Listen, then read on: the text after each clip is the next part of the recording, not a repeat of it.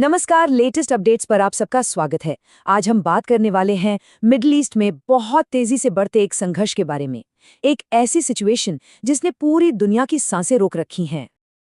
आज इस कई मोर्चों पर चल रही लड़ाई का 26वां दिन है और आप समझ सकते हैं कि तनाव किस हद तक पहुंच चुका होगा। तो चलिए सीधे मुद्दे पर आते हैं।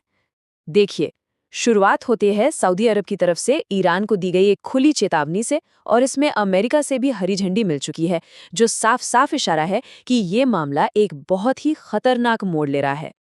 और ये कोई एक जगह की लड़ाई नहीं है, ये एक दूसरे से जुड़े हमलों का एक ऐसा जाल है जो पूरे इलाके में तेजी से फैलता जा रहा है।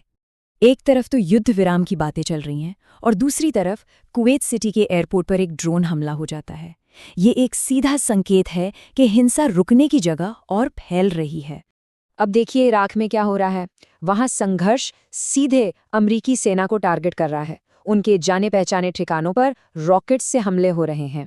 इसी बीच इजराइल ने लेबनान में एक और मोर्चा खोल दिया है। वहां हिजबुल्लाह के ठिकानों पर एक के बाद एक सटीक हवाई हमले किए जा रहे हैं। और जाहिर है हिजबुल्ला भी चुप नहीं बैठा, उसने फौरन जवाबी हमला किया, जो दिखाता है कि ये जैसे को तैसा वाली लड़ाई बन चुकी है जिसमें दोनों तरफ के आम लोग पिस रहे हैं। सैन्य रणनीतियों और पॉलिटिक्स से हटकर अगर देखें तो इस लड़ाई की जो असली कीमत है, जो इंसानों को चुकानी पड़ रही है, वो होश उड़ा देने वाली है।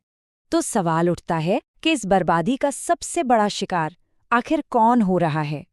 चलिए कुछ आंकड़ों पर नजर डालते हैं जो एक बहुत ही दिल तोड़ने वाली सच्चाई बयान करते हैं, खासकर उन मासूमों की जो इस जंग में फंस गए हैं। अब जरा इन आंकड़ों को देखिए। ये जो नंबर्स है ना, ये ईरान और लेबनान में बच्चों पर हो रहे भयानक असर की कहानी कहते हैं। मतलब इस पूरी लड़ाई की सबसे भारी, सबसे दर्दनाक कीमत बच्चे चुका रहे हैं। मौत के ये कुल आंकड़े दिखाते हैं कि लेबनान पर इसका कितना बुरा असर पड़ा है। कुल मौतों के मामले में वो ईरान के ठीक बाद दूसरे नंबर पर है। और ये नुकसान सिर्फ जान का नहीं है, समाज का पूरा ढांचा, अस्पताल, स्कूल, ऐतिहासिक धरोहरें, सब कुछ तबाह किया जा रहा है। अब चलते हैं एक ऐसे मोर्चे पर जो सीधे सीधे पूरी दुनिया की अर्थव्यवस्था से जुड़ा है, और देखते हैं कि ये लड़ाई हम सब पर कैसे असर डाल रही है। ये है हॉर्मुज़ जलडमरू मध्य, वो संकरा समुद्री रास्ता जहां से दुनिया का एक बहुत बड़ा हिस्सा तेल और गैस का गुजरता है। मतलब इस पर जिसका कंट्रोल है उसके हाथ में एक जबरदस्त आर्थिक हथियार है, और ईरान इसी का इस्तेमाल दबाव बनाने के लिए कर रहा है। तो ईरान की रणनीति क्या है? वो इस रास्ते को ब्लॉक कर रहा है, यहाँ से गुजरने वाले जहाज़ों पर टैक्स लगा रहा है और परमिट सिस्टम लागू कर रहा है। इससे वो न सिर्फ अपने पड़ोसी अरब देशों का व्यापार रोक रहा है, बल्कि पूरी दुनिया के लिए एक बड़ा एनर्जी संकट खड़ा कर सकता है। और एक अंदाजे के मुताबिक सिर्फ इन जहाज़ों पर टैक्स लगाकर ही ईरान साल का करीब 80 अरब डॉलर कमा सकता है। अच्छा, एक तरफ तो ये लड़ाई चल रही है, लेकिन दूसरी तरफ पर्दे के पीछे बातचीत की कोशिशें भी हो रही हैं। पर दिक्कत ये है कि दोनों पक्षों की मांगों में जमीन आसमान का फर्क है। ये स्लाइड इस राजनयिक गतिरोध को एकदम साफ कर देती है। एक तरफ अमेरिका चाहता है कि ईरान अपने सारे हथियार खत्म कर दे और रास्ते खोल दे। वहीं दूसरी तरफ ईरान सुरक्षा की गारंटी और अपने अहम ठिकानों पर पूरा कंट्रोल चाहता है। तो सबसे बड़ा सवाल यही है कि क्या डिप्लोमेसी, मतलब कूटनीति, इस गहरे अविश्वास और लगातार हो रही हिंसा को रोक पाएगी?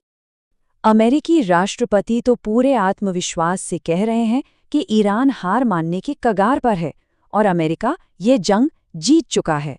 लेकिन जमीनी हकीकत कुछ और ही है। 5 दिन के सीज फायर के बावजूद हमले रुके नहीं हैं। दोनों ही पक्ष एक दूसरे के ठिकानों पर हमला कर रहे हैं, वो भी तब जब शांति की बातें चल रही हैं। तो आखिर में सवाल यही बचता है, क्या बातचीत से गोलियों की आवाज़ बंद हो सकती है? इतने उलझे हुए और कड़वाहट भरे माहौल में क्या शांति की कोई गुंजाइश है, या फिर ये जो हम देख रहे हैं ये किसी बड़े तूफान से पहले की खामोशी है?